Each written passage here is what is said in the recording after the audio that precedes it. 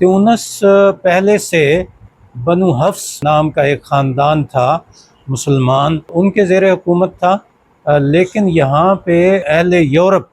آہستہ آہستہ اس کے قریب کافی آ چکے تھے، اور بنو حفص کے ساتھ ان کی کبھی لڑائیاں اور کبھی اتفاق اور کبھی اتحاد اور کبھی قرضوں کا لین دین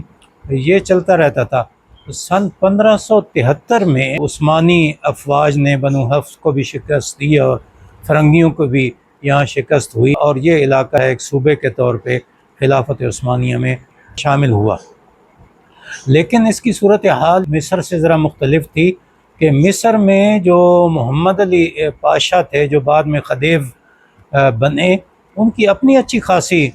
پاور تھی، لیکن یہاں پہ اس طرح کا معاملہ نہیں تھا، بلکہ بنو حفص کے زمانے سے فرانس کے قرضوں میں تیونس دبا ہوا تھا، اور اٹلی کے بھی مفادات یہاں پہ بہت زیادہ تھے،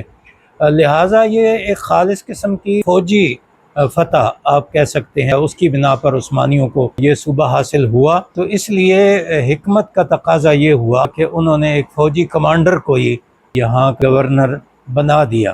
ملک حیدر ان کا نام تھا، اور ینیچری فوج خلافت عثمانیہ کی کسی زمانے میں بہت زیادہ مشہور فوج ہوا کرتی تھی، اسی کے سربراہ کو یہاں کا گورنر بنایا گیا۔